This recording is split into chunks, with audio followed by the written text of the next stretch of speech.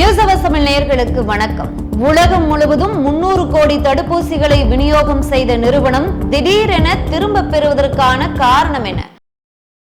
Covishield தடுப்பூசி போட்டதால தான் இளம் வயதினர் அதிகம் பேர் மாரடைப்பால இறந்தாங்களா? திடீரென பரவிய வதந்தி என்ன நடந்தது? விரைவா பார்க்கலாம். அதாவது கிட்டத்தட்ட 2019-20களில் கொரோனாவால நம்ம எந்த அளவுக்கு பாதிக்கப்பட்டிருந்தோம் அப்படிங்கிறத லைஃப் டைம்க்கு யாராலையுமே மறக்க முடியாது. ஆனா இப்போ சில நாட்களா என்ன நடக்குது? ஐயோ, நீ கோவிஷீல்டு போட்டியா, நீ கோவேக்சின் போட்டியா, நிறைய பேர் ஹார்ட் அட்டாக்கால இறந்துட்டு இருக்காங்க, சுகர் வருதான், அந்த நோய் வருதான், இந்த நோய் வருதான், மூளையில ரத்தம் உறையுதான், கோவிஷீல்டு தடுப்பூசி போட்டவங்களுக்கு தான் இந்த பாதிப்பெல்லாம் வருதான் அப்படின்னு நம்ம கேட்காம இருந்திருக்க முடியாது யாராலையுமே. இப்படி ஒரு வதந்தி அச்சம் எல்லாரிடையுமே பரவிக்கிட்டு இருக்கிறத பார்க்க முடியுது. இது வந்து ரொம்ப சென்சிட்டிவ் பீப்புள்ஸ் இருப்பாங்க இல்லையா, அவங்களெல்லாம் எந்த அளவுக்கு பாதிக்கும் அப்படிங்கிறதையும் பார்க்கணும். ஒரு விஷயம் வெளியில வருது அப்படின்னா அதற்கான விளக்கத்தை சம்பந்தப்பட்டவங்க கொடுத்துட்டா கிளியரா நல்லாவே இருக்கும். இந்த விளக்கங்களை எல்லாம் முன்னாடியே கொடுத்திருந்தா கொஞ்சம் நல்லா இருந்திருக்கும். சரி, என்ன நடந்துன்னு பார்க்கலாம். அதாவது 2019-20களில் நம்ம கொரோனாவால எந்த அளவுக்கு பாதிக்கப்பட்டோம், நம்ம உறவினர்களை, நண்பர்களை, நம்ம ரசிச்சவங்களை, நம்ம குருவா இந்த மாதிரி எல்லாம் பார்த்தவங்களை எத்தனையோ பேரை திடீர்னு இழந்திருக்கும். ஒரு சின்ன குழந்தையோட தகப்பனை திடீர்னு இழந்திருக்கு, அந்த குழந்தை தாயை இழந்திருக்கு. இந்த மாதிரி நிறைய பேரை நம்ம நெருக்கத்திலே பார்த்திருக்கோம். இவ்வளவு பெரிய பாதிப்பை கொடுத்த அந்த கொரோனா அப்படிங்கிற அந்த கொடிய நோயை கட்டுப்படுத்துறதுக்கு அனைத்து நாடுகளுமே முயற்சி எடுத்தது. அந்த வகையில இந்தியா சார்பாக தயாரிக்கப்பட்டது கோவேக்சின் அப்படிங்கிற தடுப்பூசி. அதே மாதிரி இங்கிலாந்து நிறுவனமான ஆஸ்ட்ரோஜெனிகா அப்படிங்கிற நிறுவனம் ஆக்ஸ்போர்டு யூனிவர்சிட்டியோட இணைந்து தயாரித்தது தான் இந்த கோவிஷீல்டு தடுப்பூசி. இந்த தடுப்பூசியை வந்து உலகம் முழுவதும் பல்வேறு பெயர்கள்ல அந்த நிறுவனமானது விநியோகம் செய்திருக்காங்க. பில்லியன் கணக்கான மக்கள் வந்து இந்த தடுப்பூசியை பயன்படுத்தி இருக்காங்க. அதையும் தாண்டி இந்த தடுப்பூசியால அதாவது ஒரு தடுப்பூசி போடுறோம், நமக்கெல்லாம் ஞாபகம் இருந்திருக்கும், நம்ம குழந்தைகளா இருக்கும்போதும் சரி, நமக்கு பிள்ளைங்கள் வந்ததுக்கு அப்புறமும் சரி, நம்ம ஒரு கவர்மெண்ட் ஹாஸ்பிட்டலா இருக்கட்டும், பிரைவேட் ஹாஸ்பிட்டலா இருக்கட்டும், போய் ஒரு தடுப்பூசி போடுறோம் அப்படின்னா, அது குழந்தைகளுக்கு தடுப்பூசி போடுறோம்னா ஒரு மணி நேரம் உக்காந்துட்டு போங்க அப்படின்வாங்க. ஏன் அப்படின்னா அந்த தடுப்பூசியால ஏதாவது அலர்ஜி ஏற்படுதா அப்படின்னு.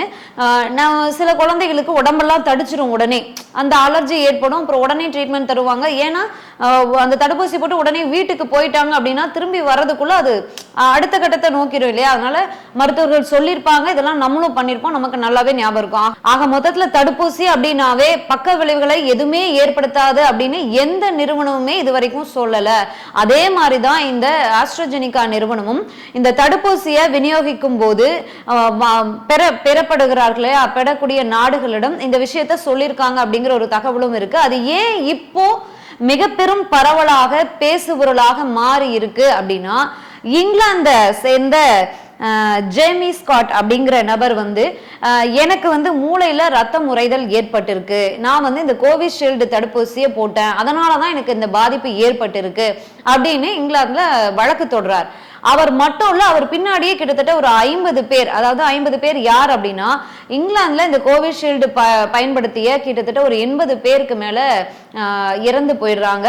அந்த இறந்து போன அந்த 80 நபர்களுடைய உறவினர்கள் தான் 50 பேர் பிளஸ் இந்த ஜேமி ஸ்காட் அப்படிங்கிற நபரும் வந்து இங்கிலாந்துல வழக்கு தொடர்றாங்க. அந்த வழக்கு விசாரணையின் போது ஆஜரான இந்த ஆஸ்ட்ரோஜெனிகா அப்படிங்கிற நிறுவனம் தான் இந்த கோவிஷீல்டு தடுப்பூசினால மிக மிக அரிதாக, மிக மிக குறைவாக சிலருக்கு இந்த ரத்தம் கட்டுப்படுதல், ரத்தம் உறைதல், இந்த மாதிரியான பாதிப்புகள் ஏற்படலாம் அப்படின்னு சொல்லியிருக்கு. இந்த விஷயம் தான் இப்ப மிகவும் பேசுபொருளாகி இருக்கு.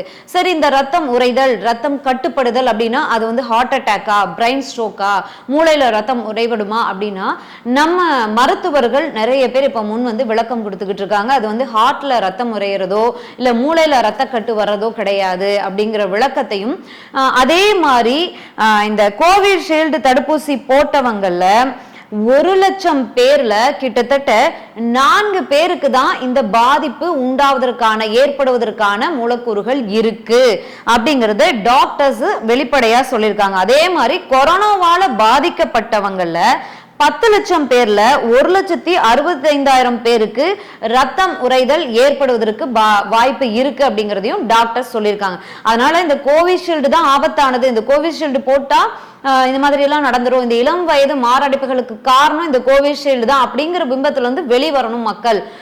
இன்னொரு விஷயம், முக்கியமான விஷயம் டாக்டர்கள் சொல்லக்கூடியது என்ன அப்படின்னா, இந்த கோவிஷீல்டு போட்ட தடுப்பூசி போட்ட கிட்டத்தட்ட ஒரு 45 நாட்களுக்குள் இந்த மாதிரியான சம்பவங்கள் நடந்திருக்க கூடும்.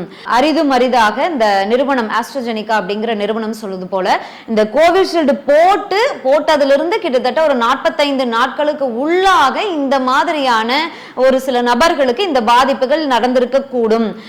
கோவிஷீல்டு போட்டு பல வருஷம் கழிச்சு இந்த மாதிரியான சம்பவங்கள்லாம் நடக்கிறதுக்கு வாய்ப்பு குறைவு அப்படிங்கறத டாக்டர்ஸ் முன் வந்து சொல்லியிருக்காங்க. அது டாக்டர்ஸே சொன்னதான், எந்த தடுப்பூசியா இருந்தாலும் அரிதும் அரிதாக சில நபருக்கு அது அவங்க உடம்பு அந்த ஏற்றுக்கொள்ளக்கூடிய உடம்பு ஏற்றுக்கொள்ளும். ரொம்ப வீக்கா அந்த ஏற்றுக்கொள்ள தாங்காத அந்த உடம்போட இருக்கக்கூடிய அந்த வீக்னஸா இருக்கக்கூடிய நபர்களுக்கு அந்த பாதிப்பை உண்டு பண்ணும். அது ரொம்பவே குறைவு அப்படிங்கறத டாக்டர்ஸ் வெளியில வந்து சொல்லியிருக்காங்க. இந்த வழக்குல முன் வந்து பதில் அளிக்கும் போது ஆஸ்ட்ராஜெனிகா நிறுவனம் கிட்டத்தட்ட எங்க நிறுவனத்துடைய இந்த தடுப்பூசியை 300 கோடிக்கும் மேல் பயன்படுத்தி இருக்காங்க உலகம் முழுவதும் அப்படிங்கிறதுலையும், முதல் ஆண்டில் மட்டுமே 65 லட்சம் பேர் இந்த தடுப்பூசியை பயன்படுத்தி இருக்காங்க, அவங்க நல்லா இருக்காங்க அப்படிங்கிறதுலையும் நாங்க பெருமை கொள்கிறோம் அப்படிங்கிற ஒரு விஷயத்தையும் முன் வச்சிருக்காங்க. அதோட என்ன சொல்லியிருக்காங்க அப்படின்னா, இந்த கோவிஷீல்டு தடுப்பூசியோட தேவை குறைந்துள்ளதாலையும் வணிக ரீதியிலான காரணத்தினாலையும் இந்த தடுப்பூசியை நாங்க திரும்ப பெறுகிறோம் அப்படிங்கிற விஷயத்தையும் முன் வச்சிருக்காங்க. அதையும் தாண்டி ஐரோப்பால மார்ச் மாதமே இந்த கோவிஷீல்டு தடுப்பூசியை திரும்ப பெறுவதற்கான அறிக்கையை கொடுத்துட்டாங்க அப்படிங்கிறதும் ஒரு தகவலும் வெளியில வந்திருக்கு. சரி, நம்ம பக்கத்து வீட்டுல எதிர்த்த வீட்டுல இல்ல நம்ம ஃப்ரெண்ட்ஸ் இல்ல யூடியூப்ல வர்ற இந்த ட்ரோல் வீடியோ எல்லாம் பார்த்து பயந்தது போதும். இந்த கோவிஷீல்டு போட்டு வருடக்கணக்கு ஆன பிறகு நமக்கு எந்த இந்த மாரடைப்போ இல்ல வேற ரத்த முறைகள், ரத்த கெடுதல், இந்த மாதிரி பல்வேறு நோய்கள் வர்றதுக்கு வாய்ப்பு இல்லை. இது சமீபத்திய நம்ம பயப்படுறதுக்கு காரணம் என்ன அப்படின்னா, இந்தியால சமீபத்திய இளம் வயது மாரடைப்புகளும் இந்த கோவிஷீல்டு தொடர்பான இந்த வழக்குகளும் இந்த ஆர்குமெண்ட்ஸும் தான் நம்மளுடைய பயத்தை வந்து இணைச்சிருக்கு. அதுதான் ஒரு மிகப்பெரும் காரணம். டாக்டர்ஸோடைய அட்வைஸ் நம்ம கேட்டதுல அவங்க என்ன சொல்றாங்க அப்படின்னா, சமீபத்திய இந்த இளம் வயது அதிக மாரடைப்புகளுக்கான காரணம் என்ன அப்படின்னா, கொரோனா காலத்துல கொரோனாவால அதிகம் பாதிக்கப்பட்டு அதுல இருந்து மீண்டு வந்திருப்பாங்க இல்லையா, அந்த நபர்களுக்கும் கொரோனா காலத்துல தன்னை சுற்றி உள்ள நபர்கள் அதிகமாக கொரோனாவால பாதிக்கப்பட்டிருப்பாங்க, அவங்களோடய இவங்க பயணப்பட்டிருப்பாங்க இல்லையா, அந்த மாதிரியான நபர்களுக்கும் தான் இப்போ இளம் வயது மாரடைப்பு, அது எந்த வயதாலும் சரி மாரடைப்புல அதிகம் பாதிக்கப்பட்டு இறந்து போறாங்க அப்படிங்கிற விஷயத்தையும் டாக்டர்ஸ் முன் வச்சிருக்காங்க. சோ யாரும் பயப்பட தேவையில்லை. மீண்டும் இன்னொரு செய்தியோட சந்திக்கலாம். நன்றி.